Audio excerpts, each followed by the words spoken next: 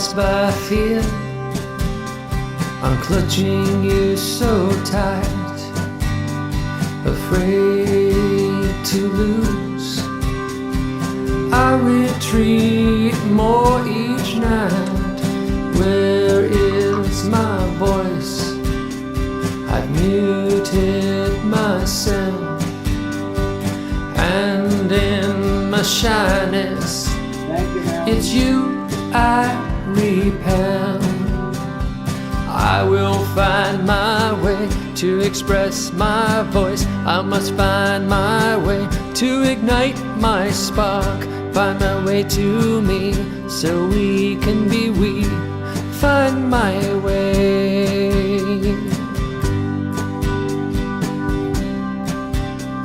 The fractures between us rise into view. I cling to the scraps of the care that falls through. Where is my strength? I've crumbled apart, hiding from the truth. I've shattered my heart, but I will find my way to regain my strength. I must find my way to restore my will. Find a way to me so we can be we. Find my way.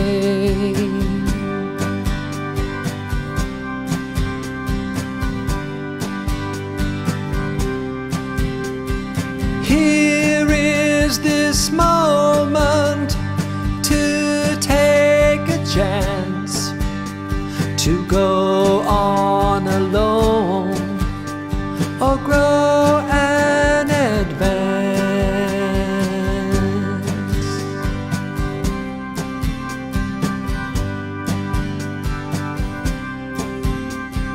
I will find my way to express my voice. I must find my way to ignite my spark. Find my way to me so we can be we. Find my way. I will find my way to regain my strength. I must find my way to restore my will. Find my way to me so we can be we. Find my way. Find my way.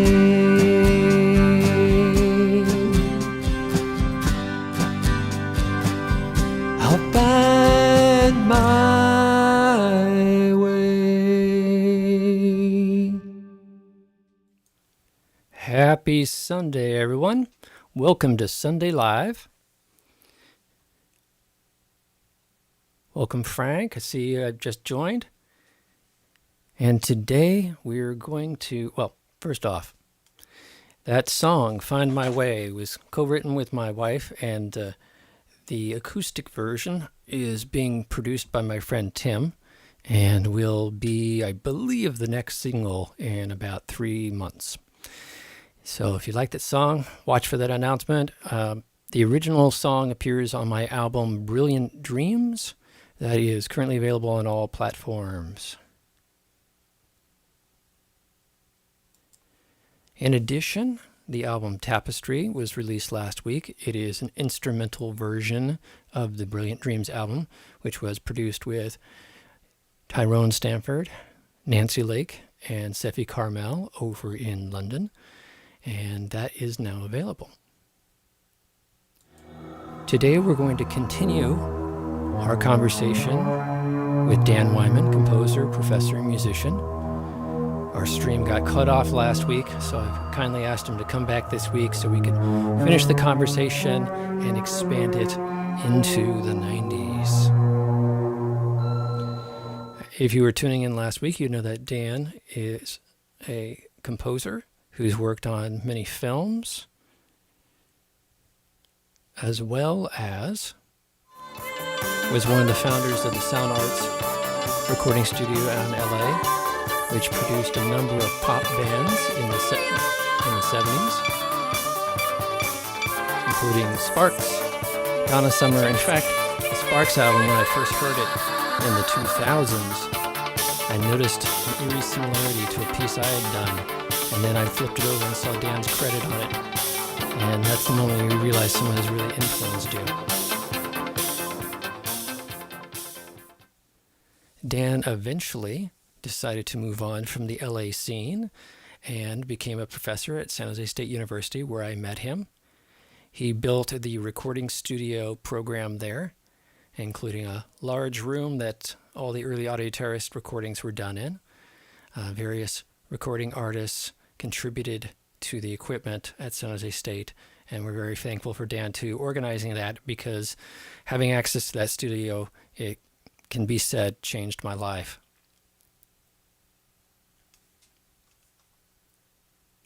So without further ado, let's get back to the conversation we were having last week with Dan. Welcome, Dan. Good afternoon. How are you, Kevin? I'm doing well. We're having a little bit of sun today, which is nice. We've got plenty of it in the Bay Area. Too much as of tomorrow. Send a Nice bit up here, to the though. Seattle way.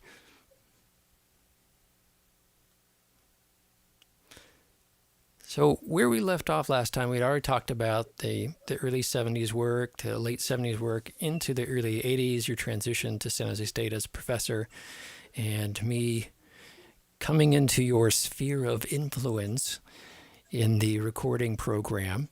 And from there, you encouraging me to get a computer, and me buying a Macintosh computer, which led to years of me working in the tech sector. And So many of my students then. sending You on weren't us the over only to one. Apple. What was that? You weren't the only one. It was something of a joy that the first generation of my students, you included, had a skill set that no other music student graduate had. Even any of the arts majors were so far behind in tech, with all of those jobs down here in Silicon Valley, just aching for people to fill them. And I left because I had 100% employment of my students after they graduated. And try and get a job when you're an oboe player. It's a very good point. And we mentioned last week, we were talking offline, how I was at San Jose State working on a clinical psychology degree. And since I had done choral singing since I was in fourth grade, I just continued on in university. And that meant I was also part of the music program, or the department. And that was just my minor, choral singing.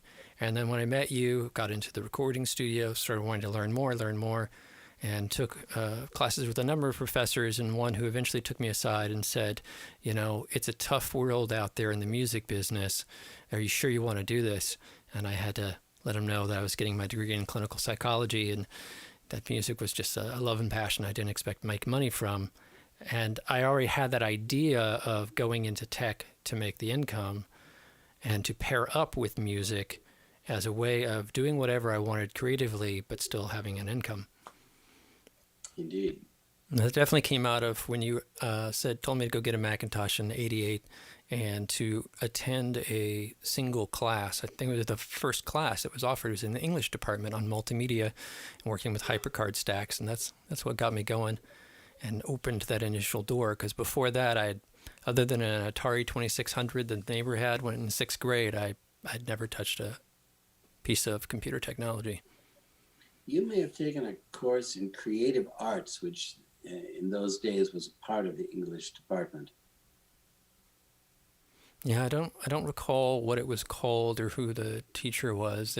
All I remember is that we studied HyperCard, and a vague memory. I only remembered that when I put the show together. I was thinking I didn't touch multimedia until '91, and then I remembered that moment. I got into HyperCard even before I came to San Jose State. In fact, that was one of the helpful choices that it reminded me I wanted always in the first place to be in education, and that the LA scene and the music industry, the film industry, was something I sort of fell into after a film scoring class with David Raxon, the composer of Will Penny and Forever Amber, and a great many incredible films of the 1950s. Uh, and David mentored me. And after I owned Sound Arts, the studio in LA, towards the end of that period, I made the terrible mistake of allowing an Apple 16 sector Apple II Plus into my house. And that was the beginning of the end. And for those people that aren't in the know in tech and computers and Apple, at the time, Apple had the Apple computer and then later the Macintosh computer. And That's right. these were some of the first really creative platforms, along with the Amiga. And I know there was another one that was popular. There was an Atari. Atari. ATARI. That was one of their first. They had a small computer. We played around with a bunch of different ones, but even from those early days of the late 70s, when the 2 Plus came out, it was considered to be something particularly valuable for education.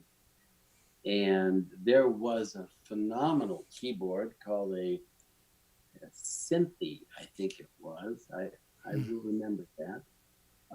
It was an Israeli inventor. She was a phenomenal programmer. Oh, it's a good story. She was a phenomenal programmer and made hardware, had some hardware fashioned for her of a real keyboard. And it plugged into the Apple II Plus. Now we're talking about something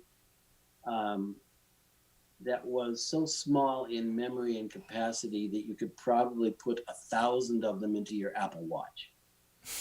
I mean, its abilities were minimal, but she had. Like I said, it's an amazing story. She had a fight with her husband in Israel. She said she could make a go of music, of digital computer music on one of the very, very first computers, which was this Apple. So she had the keyboard, the physical keyboard made, got an interface plugged into the Apple II Plus, and she wrote a program, and this thing, 8-bit technology, would go beep. It could go beep on each key. Each key made a snap, a crackle, and a pop. Not necessarily at the beginning or the end, but just whenever it wanted to. And we had something called aliasing, about which she knew very little, and none of us knew a great deal about it, but it was the existence of tones that the computer couldn't, let's just say, couldn't control by filtering. There was simply too much activity for it to sample. That's the simple way of explaining it. And it made wonderful buzzing noises, absolutely. And I just loved it. It reminded me how much I wanted to teach. And so when a friend by the name of Alan Strange, who was teaching at San Jose State just before you came, said, "Oh, hey, Dan, there's a job at San Jose State. I dare you to apply." I said, "Hey, Marilyn, shall we raise our kids in the Bay Area?" She said, "Sure, why not?" And the rest was history. I found myself sitting in a post-World War II desk in a post-World War II office with a smoker, and I hated smoking, and I loved it. For folks that don't remember, folks that remember San Jose back when we were talking about here, it was pretty bleak. The psychology department was all cinder block, and they just barely washed a little bit of paint on the cinder block walls. So you knew any earthquake happened, you were going to get crushed. And the desks that you were in were literally the ones that you had in junior high with the little built-in table up front. And it looked like they had been donated from a junior high at some time in the past. downtown San Jose was a wasteland. You walked around. You maybe there was a few students that there was some housing near campus, and then there was a halfway house. So all the mentally ill people from the halfway house would come onto campus to interact with the students. It was a very unusual space, and it was. I'd gone up to Cal in Berkeley my junior year of high school, and checked out classes out there. And San Jose State was a very different creature, definitely more provincial. And but the thing that I found out over time is initially I realized I could not afford going to Cal. So I thought, well, I'll go to state for a while, see if I can find a way through this and do some financial aid. And I quickly learned that the benefit of San Jose State, other than I could live with my parents and not pay rent, was that because it was rough, it afforded the creative opportunity to do a lot of different stuff that I think at a university like Cal would have been more regimented. Certainly, there was stuff people got away with in the art department when I got into grad school that you would not get away with at Cal. People are spray painting things. They're like, oh, the hallway, that whole staircase. And I remember there was a staircase where all the rain came in from the leaking windows, and so the paint was always peeled. So it was like the whole stairwell had just been aged with water flowing between the paint and the wall. So people would stencil on it and sort of do whatever they wanted to the surfaces. It reminded me of later when I moved to Oakland into the artist communities there, these old industrial warehouses where no one really cared what you did. And it opened up the opportunity to do some things maybe you wouldn't otherwise have. Like in my case, hang a video projector off of the student union and project on a building a video collage for an hour with no complaint. A lot of those times have changed simply because there is this great fear of moving away from accepted norms in education. And a lot of that is because of other students who demanded a more regimented way of learning, which you didn't find, thankfully. There was room for creativity in the performing arts and the art department that gets dried out literally by student demands that they have to be, quote, getting their money's worth, unquote. And in some cases, the complaint was valid because there was a period of time before the mid-1980s when professors and administrations both could get away with anything they felt like getting away with in the university structure, and that included Cal, by the way. Mm-hmm.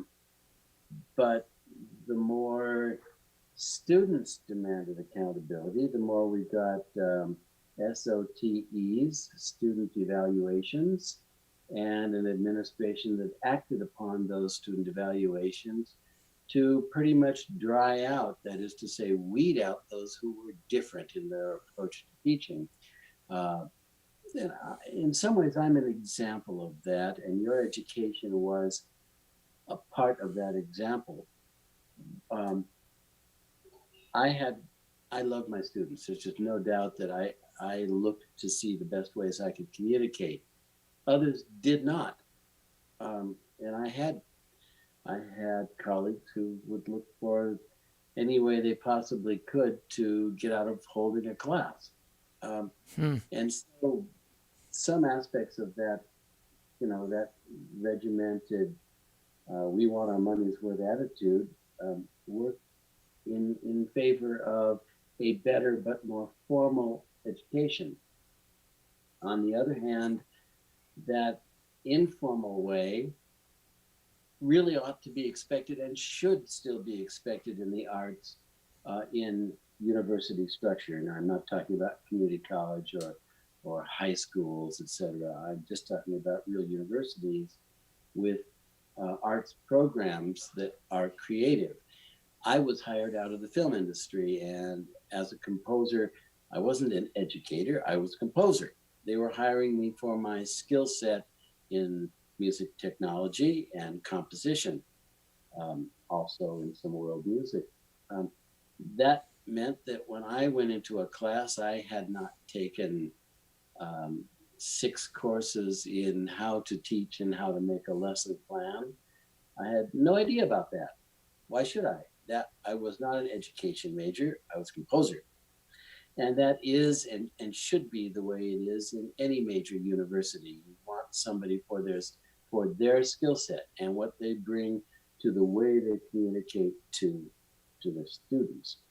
Um, in some ways, you had the best of both because that formal structure was starting to increasingly adopted, but there was also still a sense of, well, darn it, we're going to do it our way and see what happens. So those days are gone. Those days are gone. I would imagine so. Again, San Jose, growing up in San Jose was interesting because it got a bad rap. I remember once being at a party and someone said, "Oh, you're really cool. You know, I like talking to you. Where are you from?" And I said, "San Jose." And literally the conversation stopped and people just moved away from me. And these are folks from Oakland and San Francisco. And it was really considered provincial, backwater. And at the same time, I would argue that I got to do stuff in San Jose that folks in San Francisco didn't do. Um, so I had my safe suburbia, but on the next block would be some open pasture land, and I could go out there and do whatever I wanted, go up into the hills. There was a lot of freedom like that. And downtown San Jose, same thing, since it was largely run down and abandoned when I was going to university as an undergrad. We were able to some friends of mine took over a house and rented it out downtown that was off the beat, dubbed the place Biohazard because it probably was. We could throw parties and whatnot. And there were people from local businesses that were showing up to try to figure out why everybody was coming to our events because they were trying to draw them into their businesses. And it became a real scene. There were all these art scenes that were happening downtown. I remember being in a building that was probably condemned.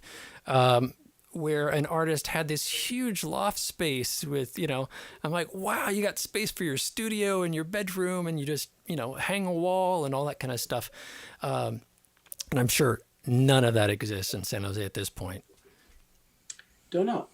Some of it could. I mean, San Jose State was and is a major urban university.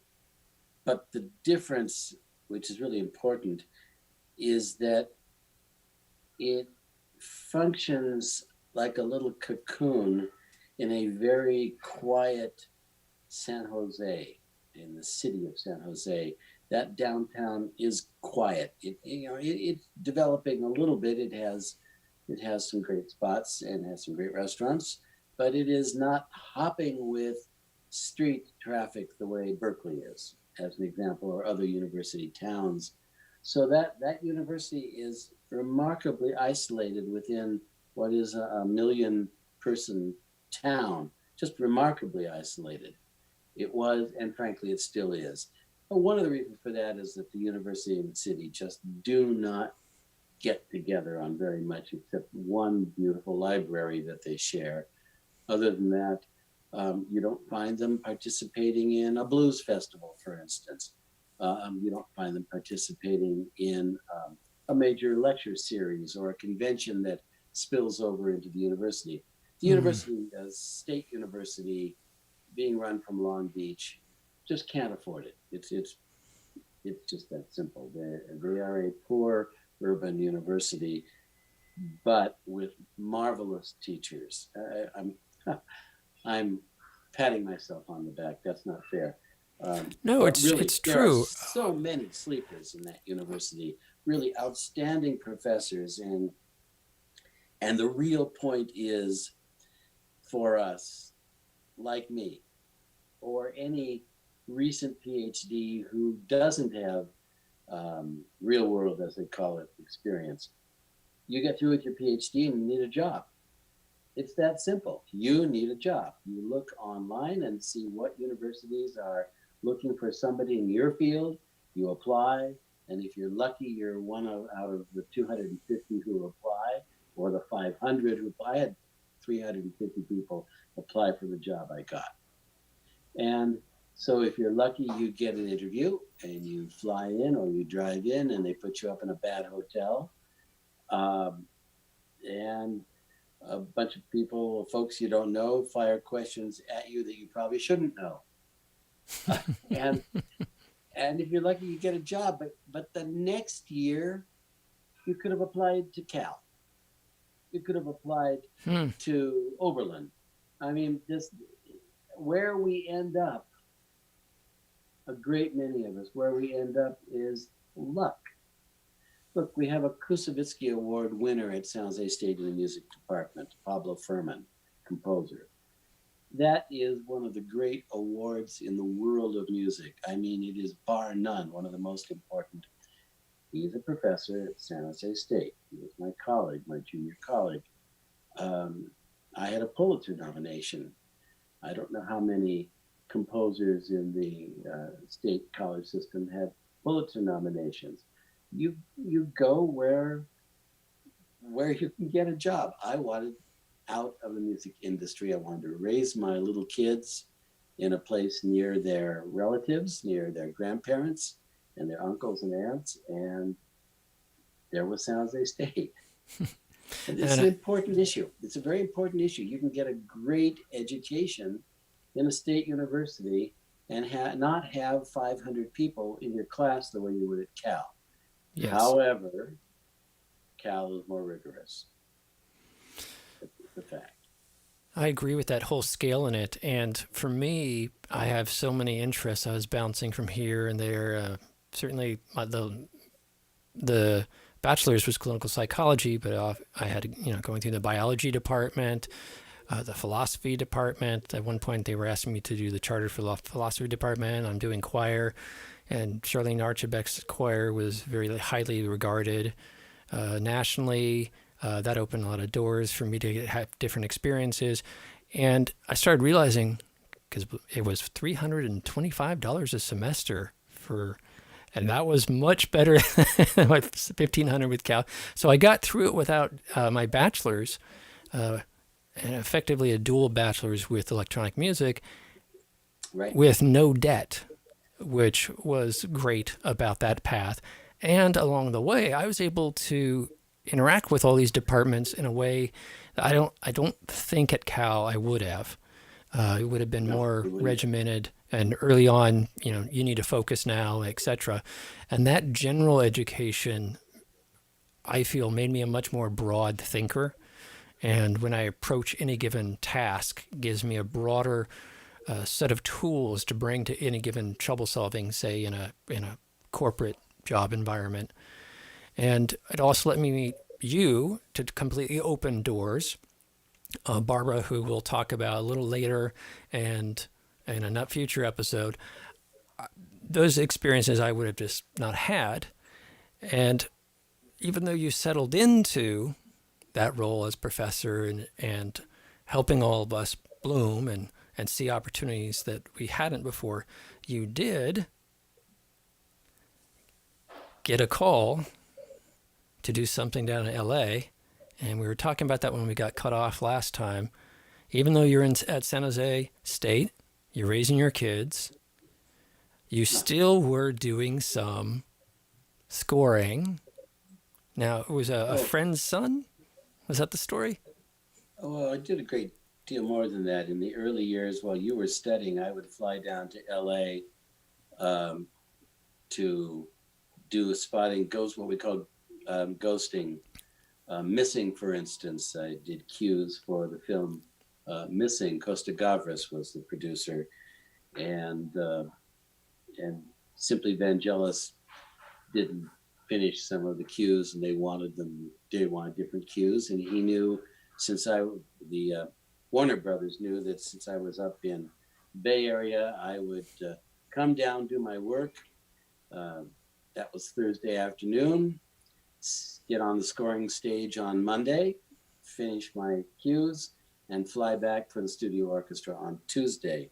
So we did Dr. Detroit, we did Missing, we did lots of commercials, SeaWorld commercials, which were on for a long time, a great deal. So Lawnmower Man came around after I was already trying to taper off the LA connection.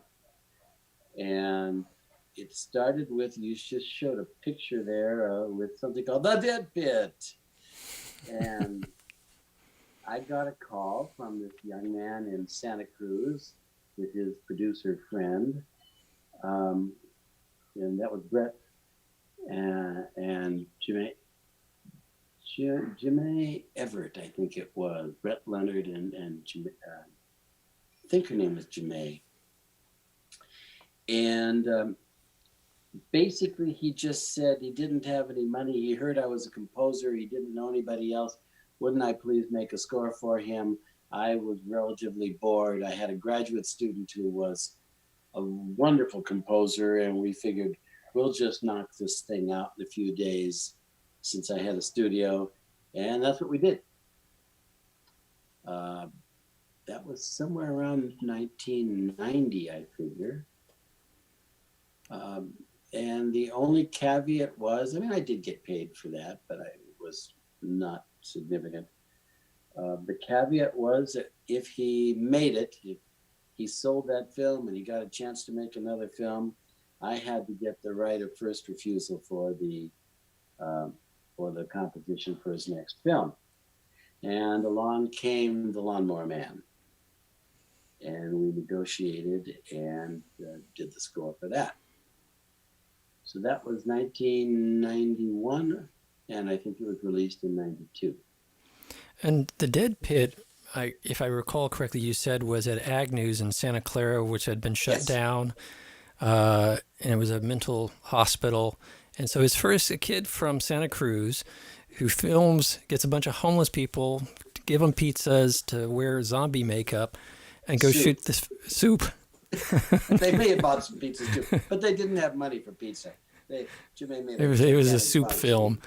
So they shoot this thing, you score it, and so you get first right on doing the score for his next film.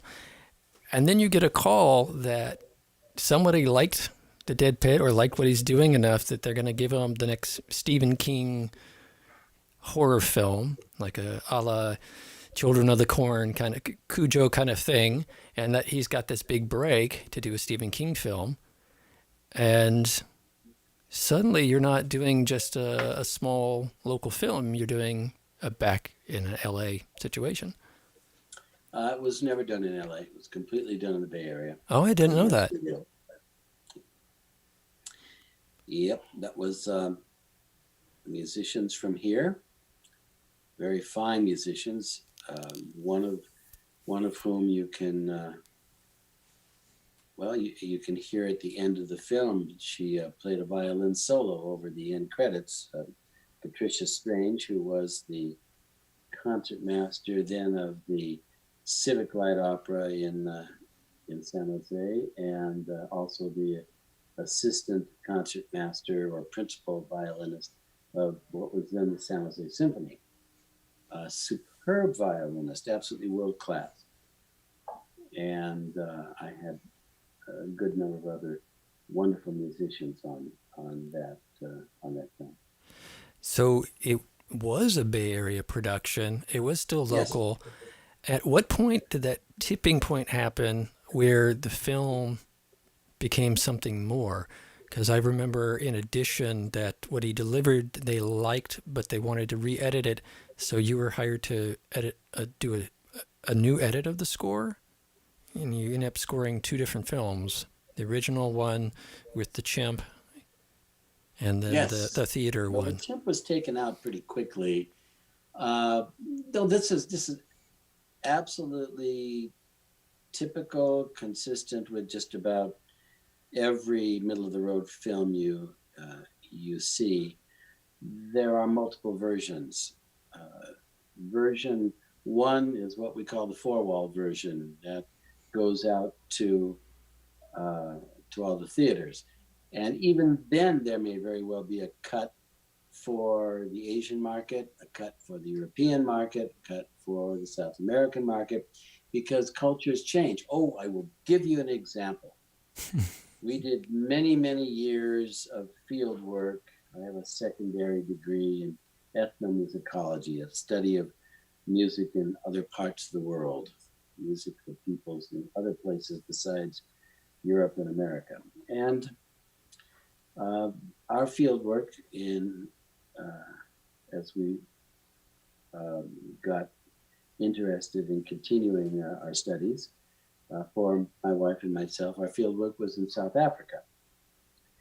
One evening, I think it was in Lesotho, a long way from anything we would consider to be a movie theater that we can identify with. It was partially outside and partially inside.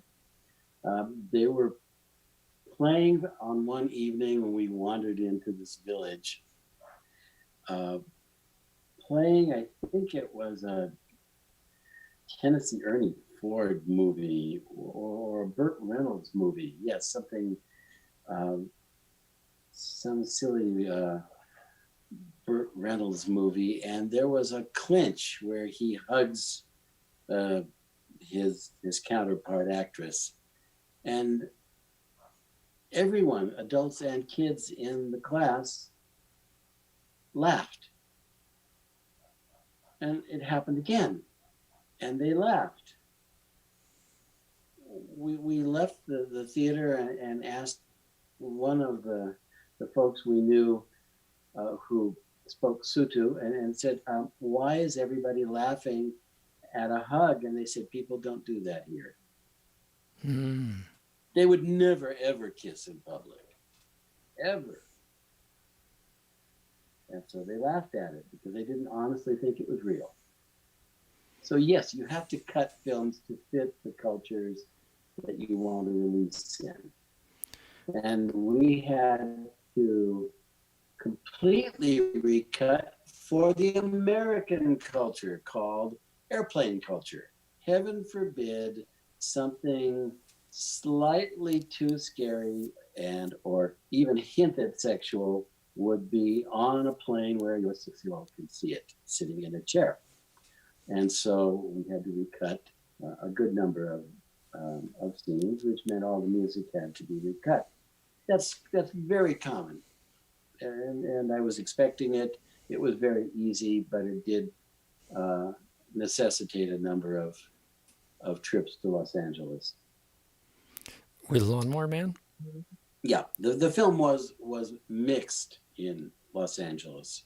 Okay, because I could have swore one of your recording classes you were away and Hagee had a kind of cover or something like that, Yeah. because you were down in LA and you had come back and you were talking about the chimp and removing that and re-editing. And That's right. But that happened even in the first mix as well for the 4-wall.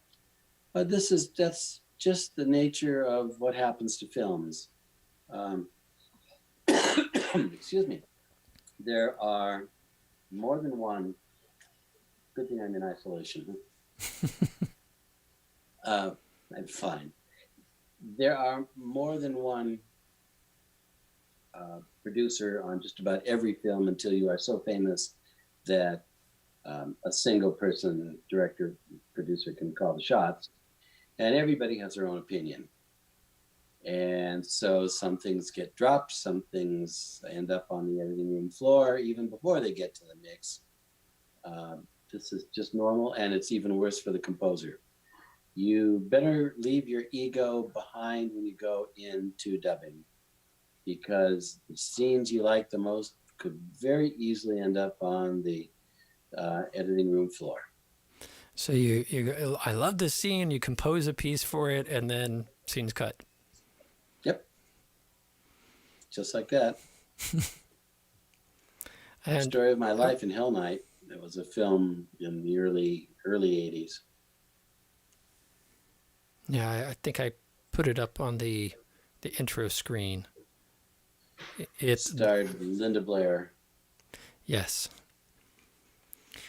And with the Lawnmower Man, just one other thing on it, as people that might notice on the screen, the DVD does not say Stephen King's. The original poster you brought back said Stephen King, and all of a sudden something that changed, and there was no Stephen King, and the script had really nothing to do with Stephen King, and he had his name removed and all this kind of thing.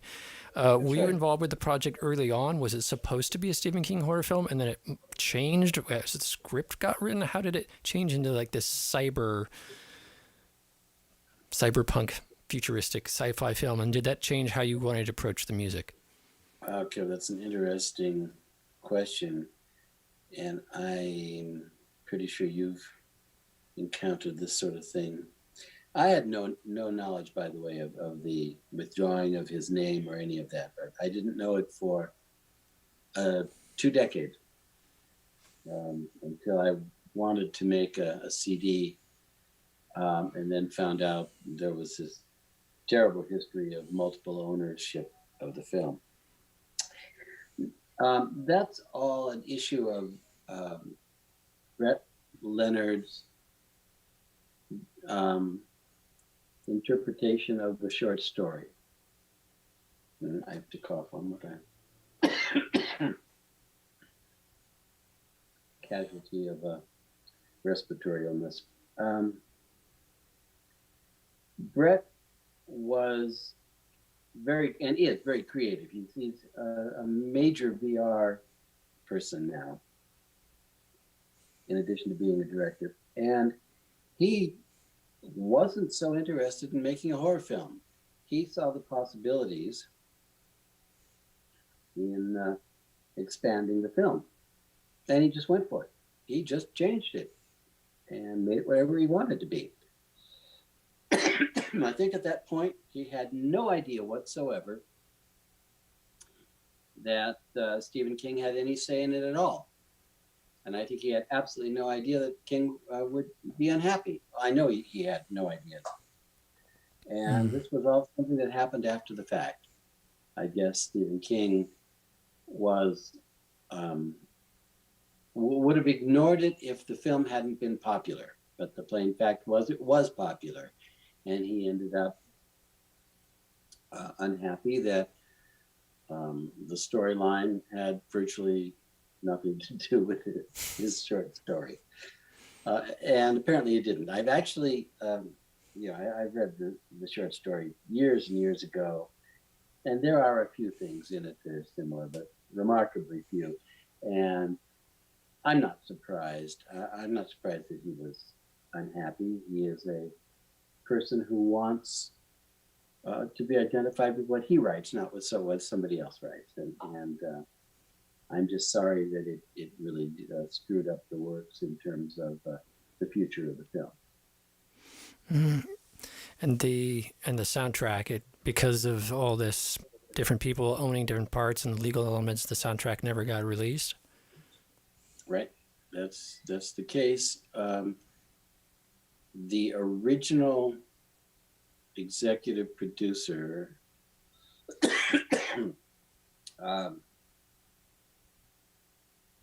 wasn't interested in CDs, didn't make any money. And thereafter they didn't know that. So you, at the same time that this was all happening, and I go to a movie theater, and there's a major release, there's a large movie theater, and there's your name on the screen. And so suddenly, it was a surprise hit. And my understanding is the science fiction elements and the computer graphics used at the time. I think you said it was like the first woman effects director or something like that. And that gave it a different tone. And for whatever reason, all those elements came together. And suddenly this thing that was supposed to be a B movie was actually selling at the box office. That's right. It did quite well.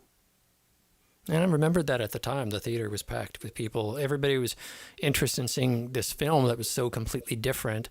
I think at the time you had said that Pierce Brosnan also was sort of, his career was in a doldrum, and the film revitalized him, and he goes on to becoming Bond and everything. So the film in of itself is one thing, but the film happening and how it all went down actually sparked all sorts of different doors opening for people. Pierce Brosnan had just lost his wife, and he was mourning. He was very unhappy. on the set, Brett was fantastic with him, and they had a very, very good relationship. And I think it really helped. It helped the film. It helped Brosnan. Um, it helped launch uh, careers, and certainly Brett has had a very, very good career. But he was more interested in what the Lawnmower Man had to say about the possibilities of VR, which now is remarkable. Yeah, So for a film, I don't know if you remember a magazine called Mondo 2000 in the late I 80s, but it do. was very focused on the sort of cyberpunk and technology and VR. And Lawnmower Man came into that space. We're in the Bay Area. We were all discussing this future, and then I had uh, gone into a master's program around multimedia, so that discussion was very relevant to me. And in fact, I'm thinking maybe it was 91 when I got the psych degree and the music minor. And so segueing right into that was my master's degree. And I'd like to talk about that master's degree because the transition was the moment that I went to your office and I was wringing my hands about what I wanted to do for the rest of my life. I'd gotten to this point where we had a group psychology class where they put you like hamsters in a little room and they watch you fall apart for a semester. Because if you're going to be doing therapy on other people, you best know what you're about first. And that was an intense experience. And you would sit there for about an hour, maybe an hour and a half, with nothing to do in a room with people. And all of your ways of interacting and trying to laugh with people, all that superficial stuff would stop working because it only works for so many minutes. And then you start getting more real with people, more real. And then a grad student would be watching this whole thing, come in, give you a review, and challenge all your masks and help break you down further, and then set you back into the world. And so that was all happening at the time. And I was questioning why I was doing clinical psychology because I had revealed to myself that I'd seen someone die of a head injury when I was a child, and I'd suppressed this, and that in this class it all came back. My mom said, yeah, this happened, that it's real, it's not a dream that you had. And at the same time, I was doing more and more work in your class. And I came to you, and you were listening to me do this babble. That's well known. My wife likes to talk about my babble. And, hey, Mom, I see you online. I get that from you. And you just said, you kind of took a sigh, and you said, I know you really want this clinical psych thing, and I don't want to, like, shift your life in a way that you're going to regret. But you just might be an artist. And it hit me like a thunderbolt. And I was like, I've been an artist all my life. It just was so plainly apparent. And I'm like, well, what do I do with this? And you're like, well, there's a new multimedia program happening next door in the art department. Go talk to them. I think you directed me to Kathleen directly. And I went and talked with Kathleen Cohen, and she loved everything I was doing, loved the concepts I was presenting of the interaction between sound, video, and CD-ROMs at the time, later the web. And she got me in. A little side story there. Apparently, she got me in, told me I was in. I went to the party for all of the students that got into this program. It was the first multimedia program in the country. And it had turned out that Joel, who ran the program, wanted a different student, not me, and they had a miscommunication. But since I'd already been brought on board, they thought this is really embarrassing. So they came to me, not the first time in my life, and said, we're going to let you in, although technically you didn't make it. It's kind of a story of the two coins of my life. And so I started thinking about what I wanted to do, and got into the master's program, and we'll save the details of that for another episode.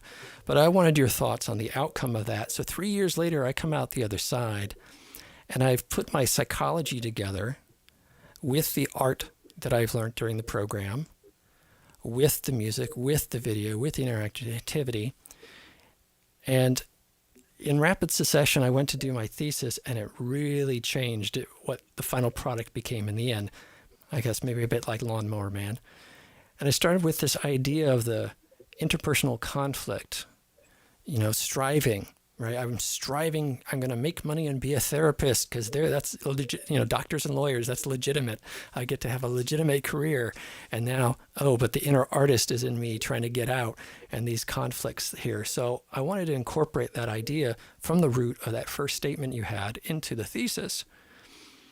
So I finally got there, and I'd been reading the works of Wilhelm Reich and Megabrain. And Megabrain had a lot about electronic devices and the body interaction. I still, in fact, use a blinking light sound unit to this very day if I want to take a nap or meditate. And Wilhelm Reich, he was erased from clinical psychology. He was a student of Freud's, and he went off in his own direction. And make the long story short, he just got erased. People were just like, we're just going to pretend he never happened. So I discovered him, and it opened up all these doors that then connected with my other mentor in grad school, Barbara DeGenevieve. And she started putting other ideas in my head about neo-Freudian, third-wave feminism, etc. So you had this big stew of all this stuff in the pot. And I was also thinking about virtual reality, about Lawnmower Man. I was very aware of that. And I got a hold of this device on loan from a company that would read your brain waves and allow you to send out mini signals. So you could control a video, QuickTime video of someone like lifting a dumbbell by adjusting your mind. And then you relaxed your mind and the dumbbell would go down. I thought, this would be great. For my thesis, what about an interactive space off of brain waves? And a lot of Barbara's work was around human sexuality. So I literally started giving this thing to friends. And I said, wear this during certain circumstances so I could record your brainwaves. So I started compiling these brainwaves and then creating these abstract MIDI compositions. Unfortunately, none of this stuff exists anymore. But that's where I started and what I thought the gallery show was going to be. So I worked with a friend and drafted this drawing that I took to the leader of the program. I said, it's going to have all this interactivity, and it's going to be about threat and relaxation, all these Reich concepts of electricity and the body. And I'm going to put myself in a plastic case. People are going to interact with my body. My brain waves are going to play music. So that was my proposal and how it started. Quite quickly, I realized I don't have the cash. This isn't happening. So I had to rethink the whole thing. And I was sitting outside, and all of a sudden I just saw a sphere in my mind. And Reich talked a lot about when an organism is under threat, it balls up. Humans ball up. An amoeba turns into a sphere. So you have this state of being contracted, and then you relax and you expand. So I removed me from the center of this piece and thought the center of the piece should be this big sphere. And I wanted to remove my ego from all of it. So I removed all the exact anatomical elements and the body and blah, blah, blah, and said, I'm going to go back to Reich's idea of this abstraction. So you get the sphere of the planet, and you have threat to the planet that makes it contract. And I'm going to have to do this all on the cheap with the hardware store.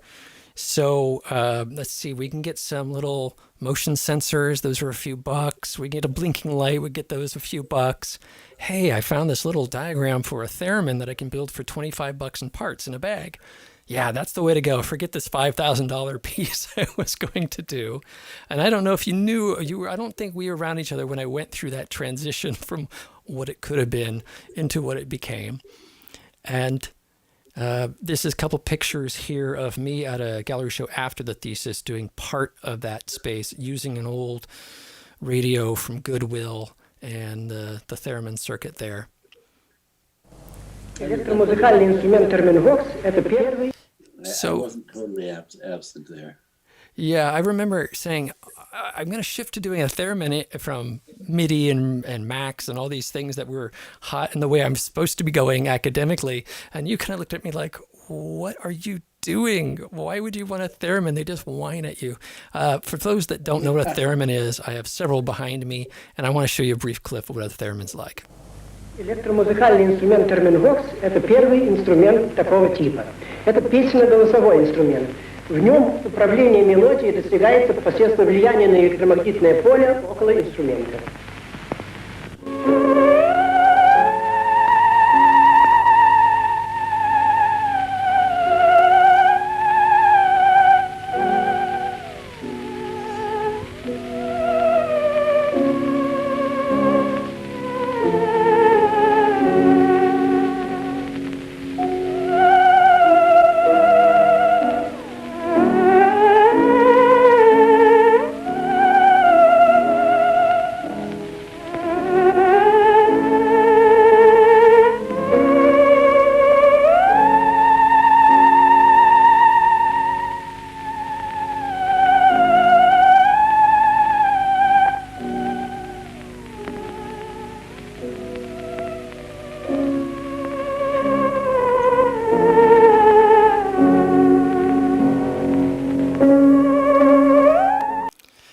So that is a theremin being played, and I was reminding me of when I started hearing. I was thinking about the science fiction films I grew up with, the violin that you played, and again, it was in my budget. So that's the budget was the secret part, and I had to sell Joel and everybody on this shift. Looking at the Joel was not interested. Just in hindsight, I should tell you. He wasn't interested in psychology mixing into art technology. He wanted things to stand on their technological innovation more than he wanted anything that had to do with human emotion. We were commissioned to do a number of works together, and they were all rather very creative, but very dry, technologically emphasized rather than human emphasis. I'll probably do another bit on my experience with the department over time. I did some fencing scenes in the first Do What Do. I ran around and helped set up the second Do What Do. I remember literally I was shoving rocks underneath platforms during the show so actors wouldn't fall off the stage.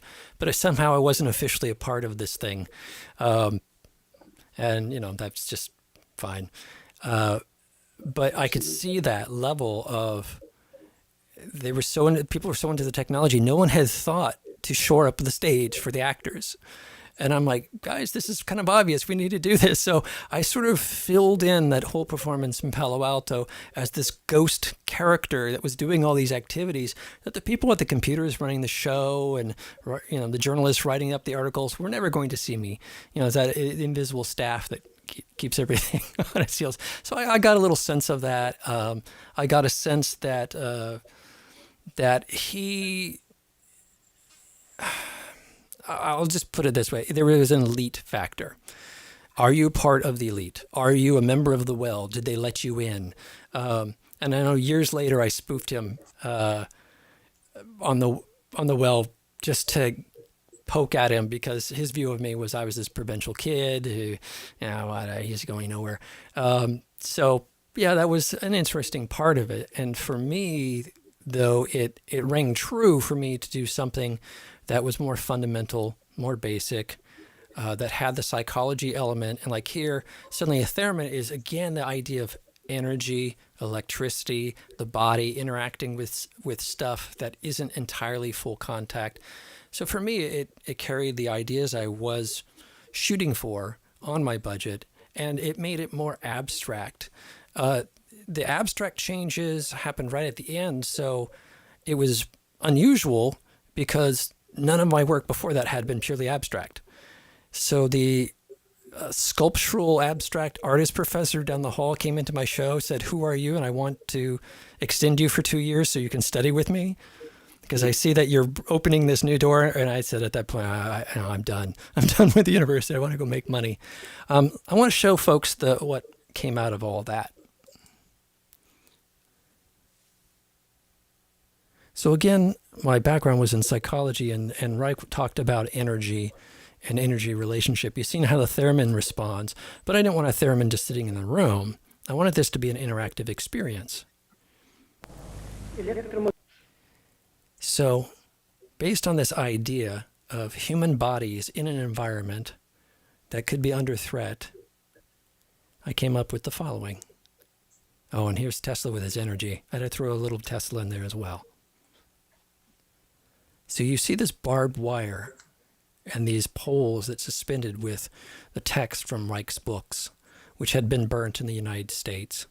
And now I'm presenting them in an art space for people to read, showing how they've been damaged and cut off from the American people and from the world for many decades, and the threat of the barbed wire.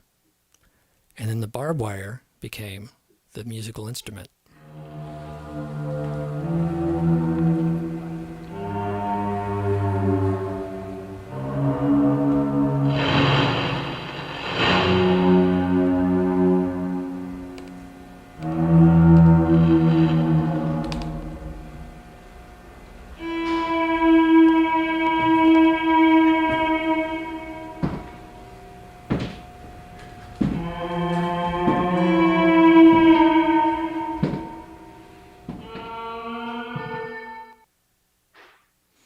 So that was a little clip of the video and performance we did with the theremin, the barbed wire theremin. To my knowledge, is the only barbed wire theremin that's ever been created and performed on in the world. It opened up my door to using the theremin with my band all through the 90s, even now. And Nice installation. thank you. And the only thing I had to really explain with Joel during the final signature, I think Barbara got the abstract nature.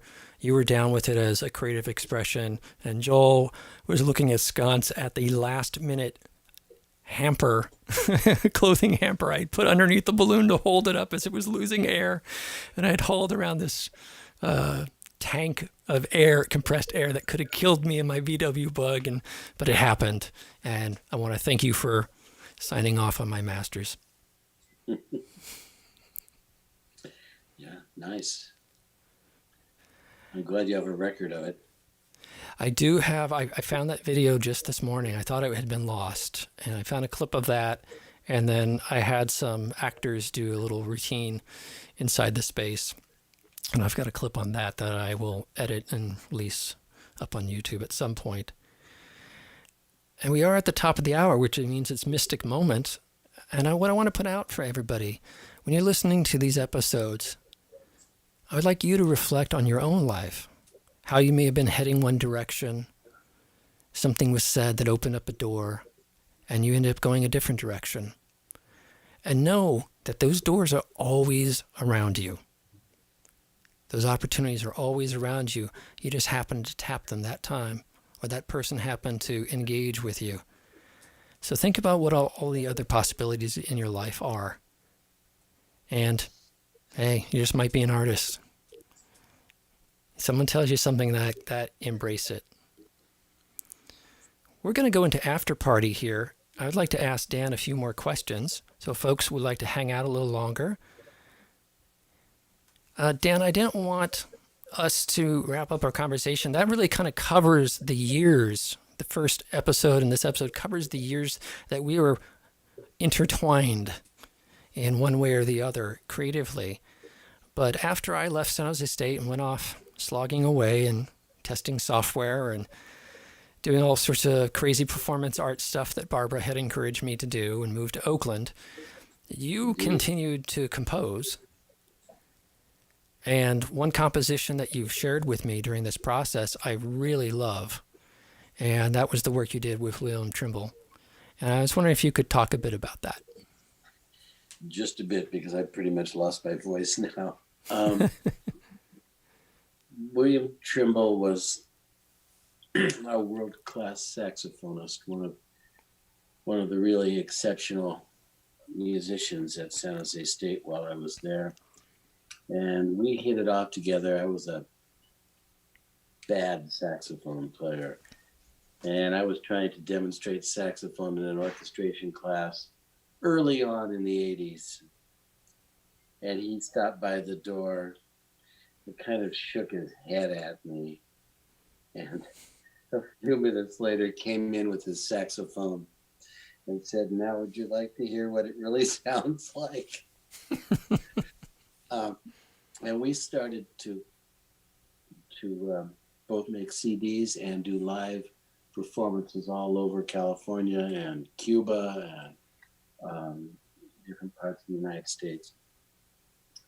I played computer live, and I wrote a program, you might call it an application, called the Sonic Desktop, in which I could load live hundreds of samples into their respective places. In my little app, I could fade them in, fade them out. This was years before DJ software and before Live, the software called Live.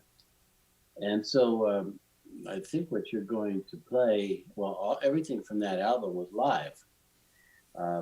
I would capture Bill's tones or a little sequence that we had on paper that functioned as what you might call a composition, and then hit the button and loop it. And then he would play to it and get everything going. And that's the way we made the particular album that the cut you like is on. Now, I have here a picture of the inside of the Lick Observatory, the original telescope with James Lick buried underneath. The story was that he made money in the gold rush and he wanted to be buried in a pyramid in San Francisco, and someone convinced him not to build the pyramid but to contribute to science, and built the largest telescope at the time. Now, was No Exits performed in the Dome as well? Yep. Okay. Yep. So I'm going to play No Exits from the album because I know there was a recording from the live show, but I really wasn't able to quite get it good enough for broadcast. So other thoughts about the show before I play folks an example called No Exits? It's a bit long. It is meant to be a part of what we call minimalism in music, in which there is a cycling of musical little fragments of melody. And there's one moment you will hear towards the end where the saxophone is all by itself, even though it's all saxophone sound.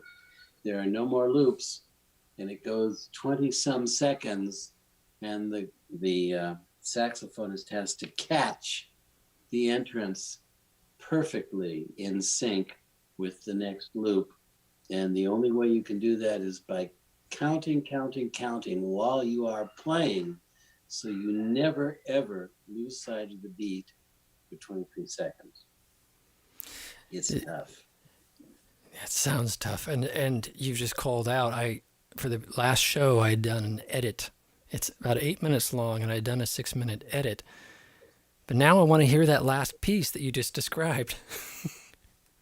It's all right. It's a long piece. All right, so we're gonna play the 6-minute edit I did of No Exits. You see the album on the screen. Go listen to it. Listen to the full composition. We've talked about this about minimalism, and Dan's voice is gone, so I'll talk a bit about minimalism. My first introduction into it was Philip Glass, and a lot of people have learned about Philip Glass through now film scores and Sunday morning shows where he sits at a piano and plays these riffs. And the idea is that Dan's going to probably flare his eyebrows when I say this. The idea is to do the least you need to do for the music to progress forward. So if you're playing a pattern, there's a certain point the pattern needs to shift, and you feel that shift, add an extra note. I can't remember the quote. I don't know if it was from you or from one of the other classes. Something, was it Schoenberg or someone said it should move only when absolutely necessary and by the minimum amount, something like this. And so a lot of minimalism has a superficial feeling of that, of a repetition that continues but slowly changes over time. Steve Reich, Dan and I have talked about his work. Another popular, I think Reich is more popular in a little more artsy. Your David Bowie rock stars, and he did remixes for him and stuff like that, where Glass went a little more towards the film scoring. So I find it's two different camps that know one composer or the other. But here's an example of minimalism done with saxophone by William Chimmel and Dan Wyman.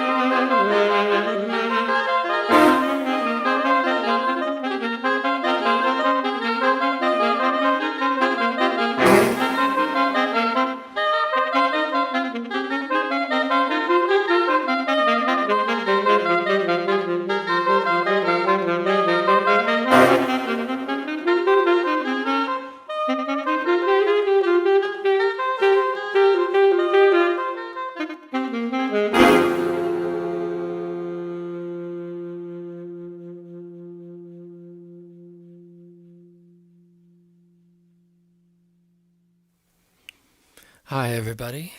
That was No Exits by Dan Wyman and William Trimble on saxophone, performed in the James Lick Observatory high above Mount Hamilton in the South Bay. Dan has had to drop off the line. I wanted to ask him a couple more questions. We had conversations about the piece and about minimalism and the whole world that brought. A lot of people that I know don't know minimalism, aren't aware of it.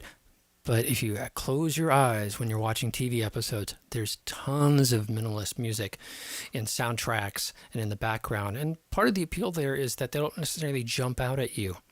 They're more meditative or support the images that you're seeing. So to actually listen to a minimalist piece with just a black screen, I wanted to do that for everybody. Because for me, I love that piece. And it just, having a visual will distract me.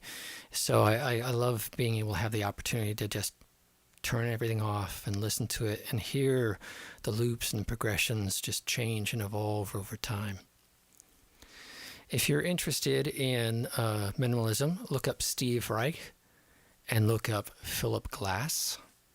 One of Philip Glass's first early pieces, Einstein on the Beach, is still a favorite of mine. I would study to that album over and over again. It was the first time that I'd listened to music that actually made me focus. As some folks know, I have attention deficit disorder, so going through school was pretty tough, and when I found Einstein on the Beach, it was a godsend. A little also shout out to an unintentional minimalist piece by Lou Reed called Metal Machine Music that had a similar effect. So again, today's guest was Dan Wyman, composer, professor, musician. He did talk briefly about his time in South Africa. He has a lot of great stories about being there under apartheid and having to hide in the back of cars to get to concerts and stuff like that.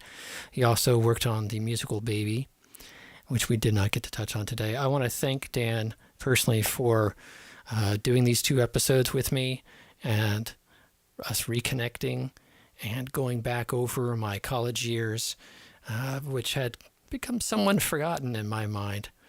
And it was nice to pull those back out of the drawer and see where I am today and how those moments influenced me. If you'd like to follow up on the show or reach out to me personally, my connections are the YouTube Caleb channel, the Audio Terrace channel. I want to note that the YouTube channel is no longer gibberish, but is Caleb, K-A-L-I-B, official now.